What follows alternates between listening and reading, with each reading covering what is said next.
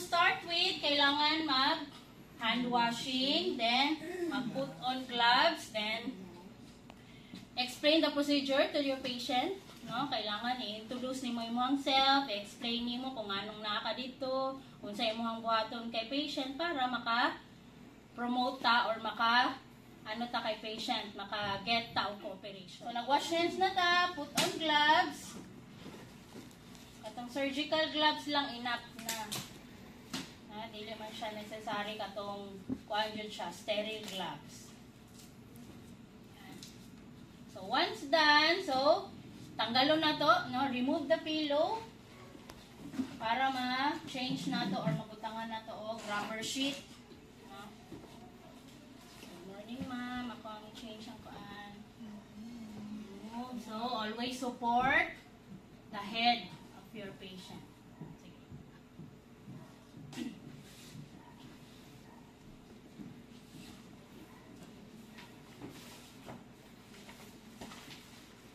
Rubber sheet, again, to protect the linen of your patient.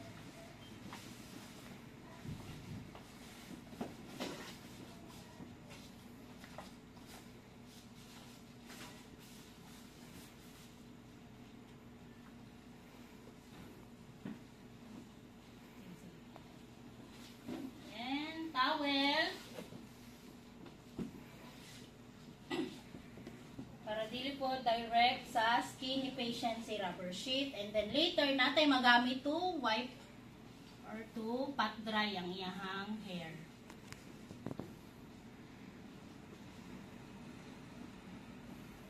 Then, i-wrap para dili po kaayo mabasa ang iyahang gown, iyahang clothes. Then, after ang kelipad na, so dapat ang edge sa ato ang kelipad is directly sa ato ang pail. No? Para ang drainage, ang water, diretso po sa ato ang balde. Dili siya mag-agi sa kuan. Ato ang floor. Hindi ka mababag. Ito, padaw sa side.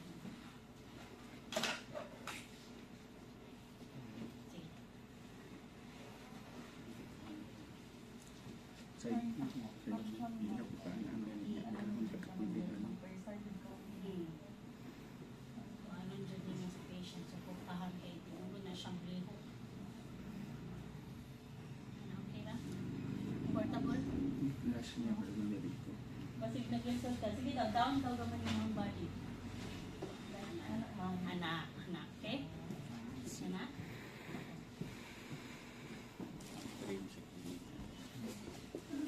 Ay, sulod yun ang hair. Oo, ano siya. Sabid na to ang hair para ko. Ang bata. Okay ka? Inana, okay na ka? Dili sakit sa loob.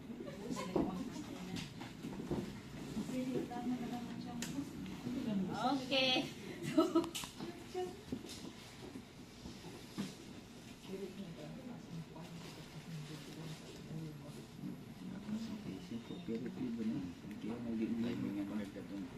Okay, done na. Na-position na ang iyang kelipad. Then next, i-change na to iyang top sheet. No? With bath blanket.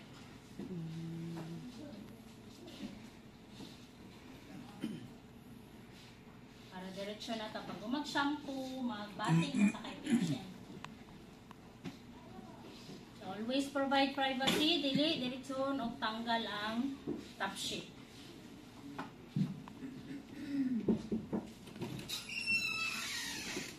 Then, remove top sheet or ang blanket ni patient.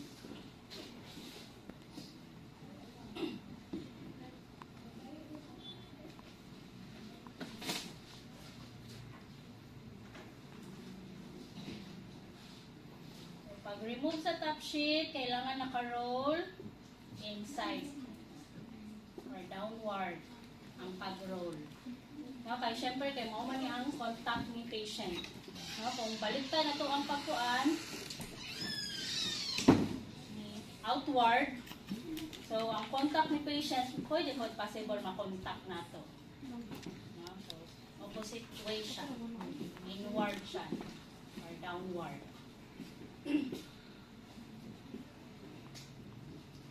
So, dili po siya kalito magtanggal kay ang infection po magkalat po sa hangin.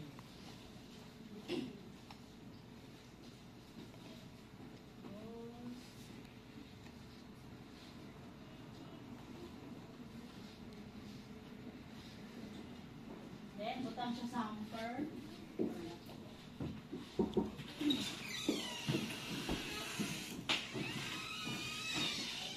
Hamper or laundry basket.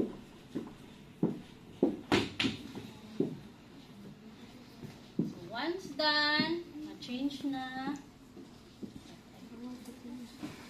Mag-proceed na ta sa iyahang hair.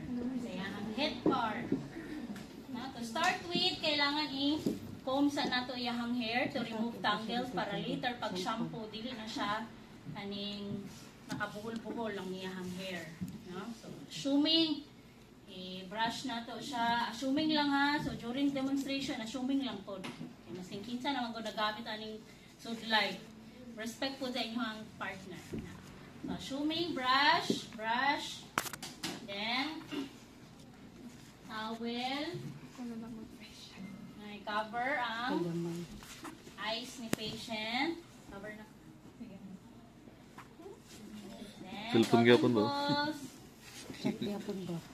Yan, at least 2 cotton balls, no? Para makabiran ang ears ni patient.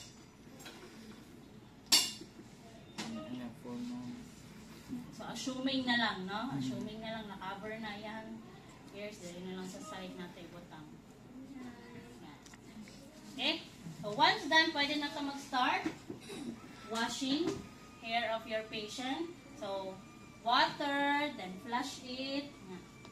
Wash.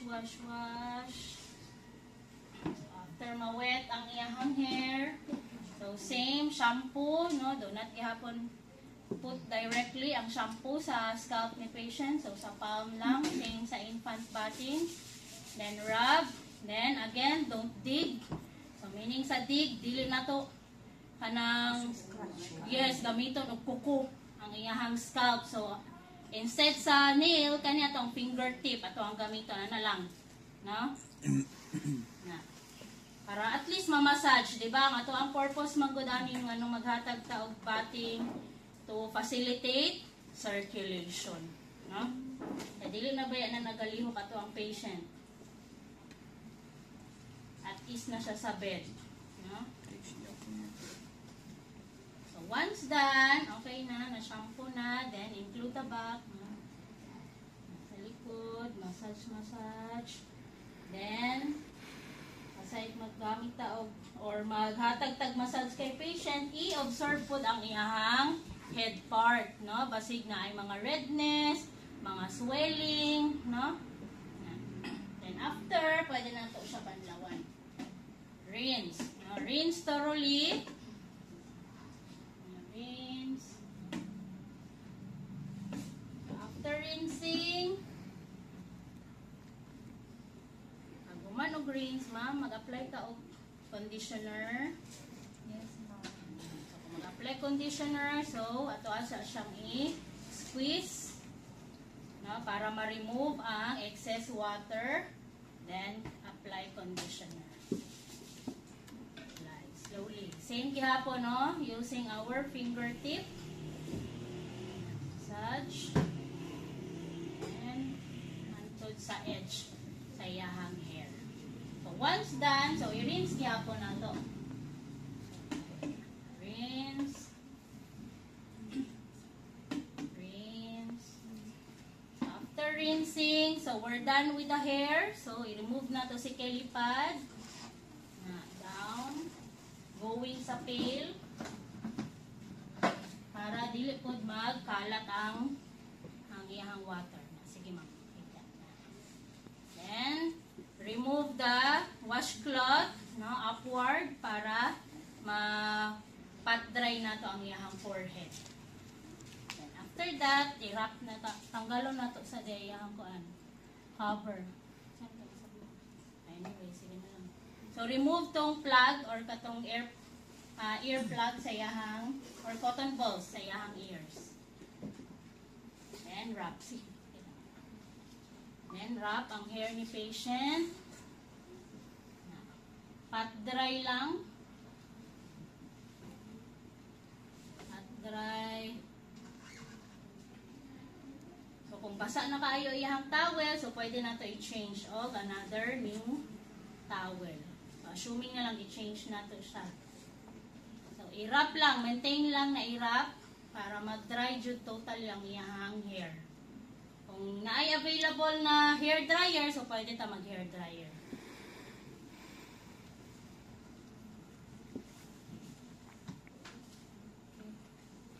Then, balik nato iyahang ulan para comfortable si patient. Kaya mag-proceed na ta sa iyahang body. So, ang pillow should be under rubber sheet. Kaya kung above rubber sheet siya, so useless. Basa iyahang ulan. Under rubber sheet. Bukan ka kung patient. May laban. May laban. Okay na? Okay, so we're done with the head. So proceed ta sa face ni patient. So sa face, so using our washcloth, no, sa washcloth, so i-ask na to ang preference ni patient kung gusto ba niya sabunan ng iyahang face, no? Na mag-iuban patient dili magpasabon kay magsakit, no? Magsulod ang kaning tani iyahang ang sabon sa iyahang mata. So, sa imong gusto ma'am, with soap or water lang ta sa imong face. So, since with soap si ma'am, so ang ato ang buhaton na principle is wash, rinse, dry. No? So, kung kuan lang siya, water lang, so kuan lang siya. Water, then pat dry. No? Wala na siya rinsing. Wala na siya sabon. Okay? So, first, i-wet kihapon. Wet your washcloth, then apply shampoo. Kaning soap. Then, dapat nakamitin. Nakamitin siya. Mitten form. So, in short, i-wrap siya sa ato ang kamot. So, ang ato ang washcloth is divided into 4 sides na siya. No? So, we have front side, we have back side, we have inner side, then we have outer side. So, first to wash, same lang yapon sa infant, no? Eyes ang ato ang unahon. Same lang yapon ang process. Inner canthus to outer canthus ang wiping. But, sa adult, kailangan mag-start ta sa farthest area. Kaya kung mag-start magud ta sa nearest area, so, naay possibility na pwede siya pagtulo diri sa ato ang nalimpyuhan na. No? So, better, ang principle jud pag cleaning or washing ato ang patient or bathing is always jud ta mag-start sa farthest area para dili ma-contaminate ang kaning ato ang nearest area. Okay? So, to start with, mag-start ta sa iyahang eyes. So, depende kung sa inyong prefer, basta divided into 4 na siya. Kaya again, ang principle, dili na to i-transfer ang infection dito sa pikas niya na side. No? O bitaw, same sa infant bathing, di ba? Mag-change ta every now and then og cotton balls. No? So, since dili naman ni infant ato ang patient, so dili na ta necessary magamit og katong cotton balls. Washcloth is enough na para mag-wash sa iyahang body. So, again, sa eyes, so from inner canthus to outer canthus, then another side, inner canthus to outer canthus. So, since we use already ang back side and the front side sa washcloth, so ang kaning inner side and outer side na po nato ang gamiton. No? Kay kung balik-balikon man gud nato ang gigamit diri balik. So, na-transfer lang ang ugaw or ang bacteria infection sa pikas side. So, again, inner to outer canthus, then inner to outer canthus, then after that, same, no? Ang iyahang kaning nose bridge, upper lip, then the lower lip, no? So iyahang nose bridge, then upper lip, then the lower lip. So, since we're done, so tuan man to siya, sabon. So, ato siyang banlawan. Rinse, another towel. Hindi ta maglisod. So, ato ang basin po for washing and for rinsing. Isa ka basin para sa washing, then ang isa ka basin for rinsing. So, rinse na ta, no? So, same gyapon process, inner to outer canthus, farthest side, inner to outer canthus, then nose bridge, upper lip, then the lower lip. So, since we're done rinsing, so, ipat dry na nato siya. Butang ko mga. Then, pat dry. So, after patting patient with soap, so, sabunan iyang face. So, sa infant, di ba, mag-create taog number 3 figure. Pag adult, para mamassage po nato ang iyang face, upward stroke ato ang kuan. No, para dili magsaging ang iyang naong. Mamassage siya, malift. So, gikan ta sa chin, padulong sa iyahang forehead. Then, another side na po, same, chin up to forehead. So, we're done with the face. Then, next is ang iyahang ears. So, before we will proceed sa ears, kailangan i-rinse nato to. Banlaw. Same process. Lain na tawel para dito mag-insert ko. Banlaw na. So, same nga po, no? Chin up to forehead, then chin up to forehead. Since done rinsing, so pat dry na po ta. Pat, pat, pat. Then next will be ears. So, ears with soap. So, sa ears, dili na ito mag-create og mitten. Ano na lang, i-wrap na to ang index finger. So, same process with infant. Circular motion gihapon. External part of the ear. So, circular motion. Then, back of the ear. Then, other side of the towel.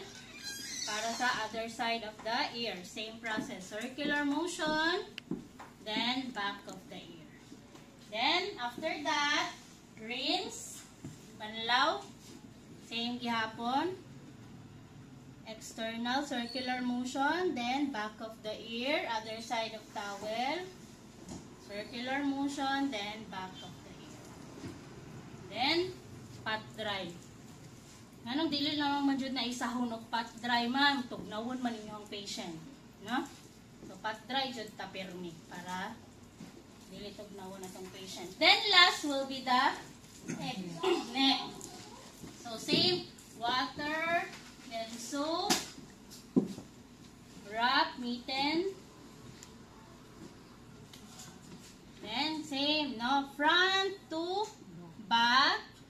Then, another side, front to, elevate ang back. Front to back. Then, rinse.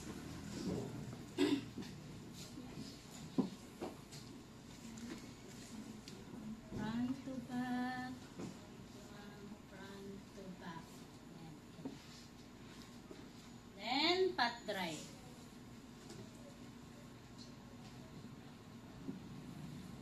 Then, so we're done with the upper part or the face part. So, we will proceed na sa iyahang upper body. Same gihapon sa infant, divided ang iyahang body into two. We have upper part and then the lower part.